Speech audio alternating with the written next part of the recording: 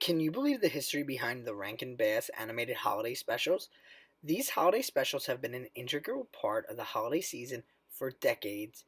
Each year, families gather around their TVs to watch the famous Christmas claymation specials that were created by this iconic duo.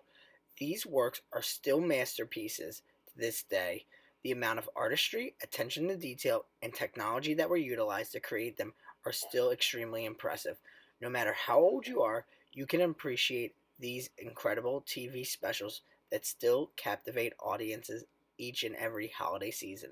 Join us as we walk through the history of Rankin Bass Productions and their holiday specials and the unique franchises they were able to create.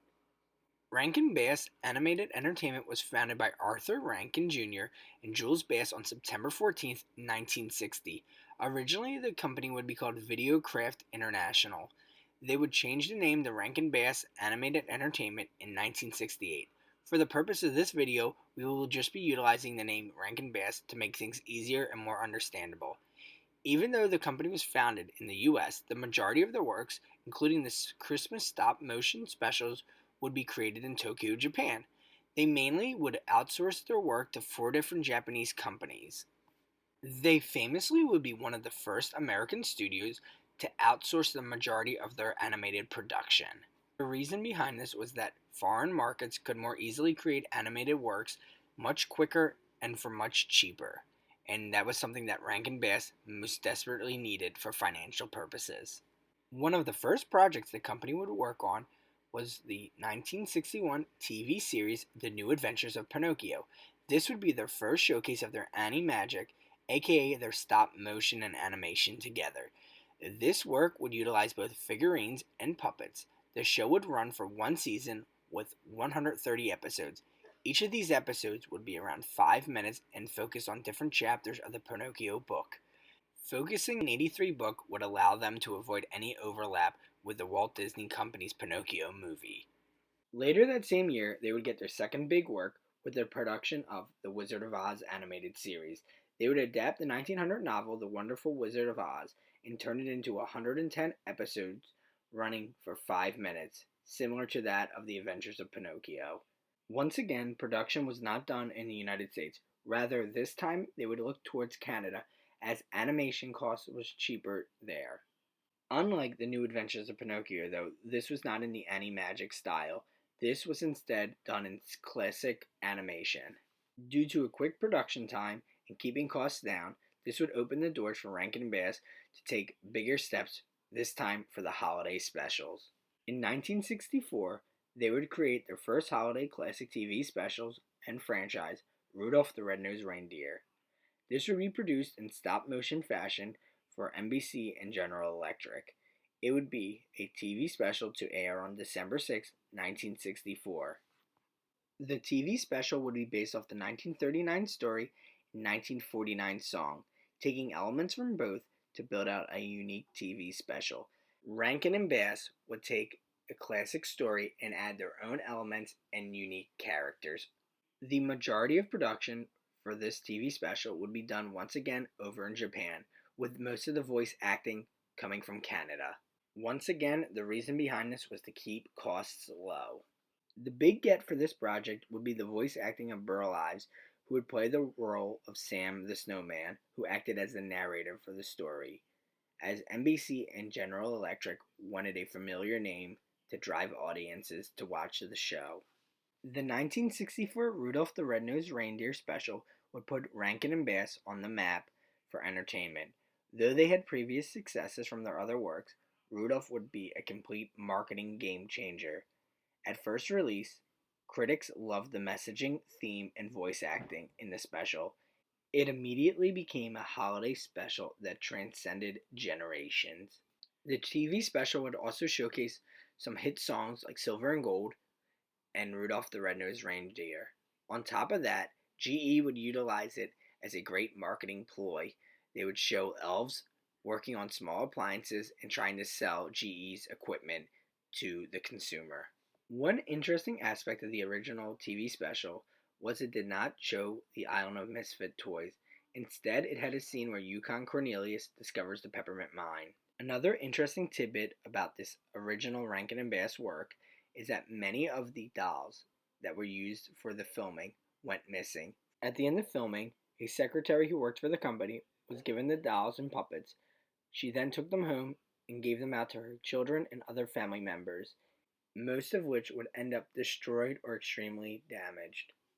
There would be an effort to restore some of the dolls that were used in the filming, and on November 13th, 2020, two of the puppets, the restored Santa and Rudolph, would be sold for $368,000 in auction. The initial success of Rudolph would open many doors for the Rankin Bass production company. The next holiday special they would develop would be The Little Drummer Boy.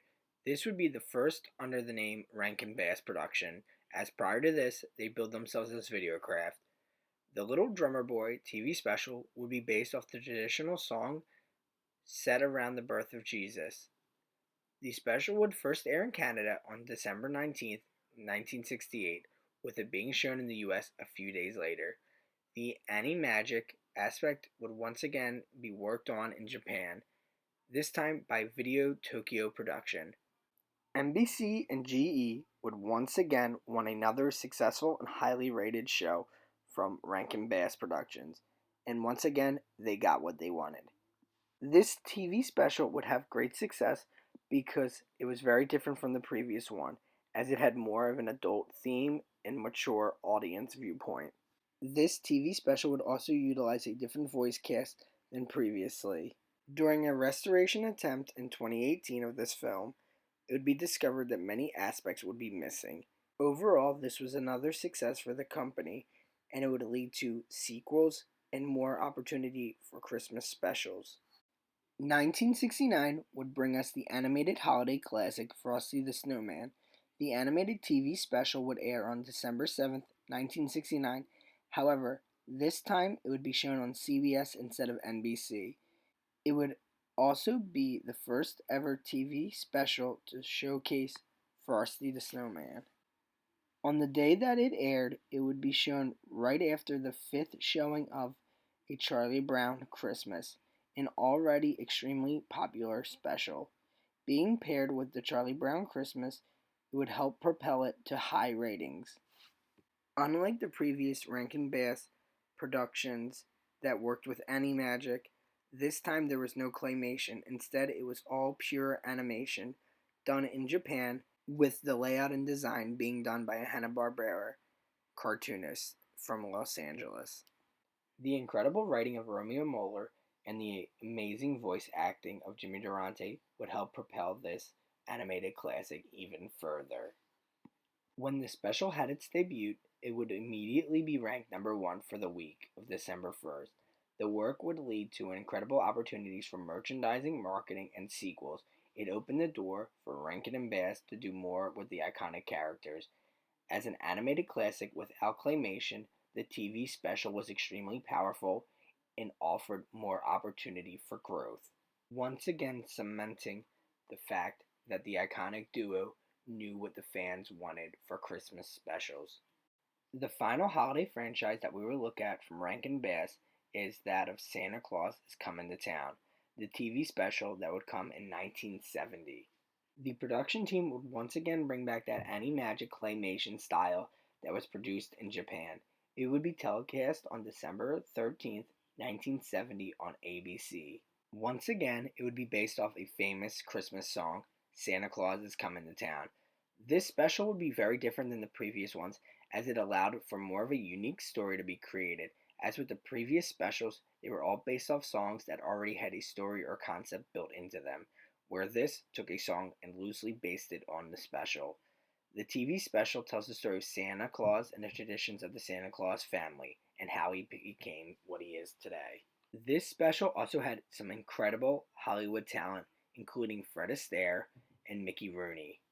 The talent paired with the unique story made it a huge hit for ABC. Many people were captivated by the magical story. It led to more opportunities in merchandising, marketing, and it even led to video games in the 2000s. Though the production company would technically stop working in 1987, they would still get together for various projects. But on December 18th, 2000, they would have their final original production called Santa Baby. Technically stopped working together in 1978. However, they would occasionally get together for various different projects. On December 18th, 2000, Rankin Bass would shut their doors forever.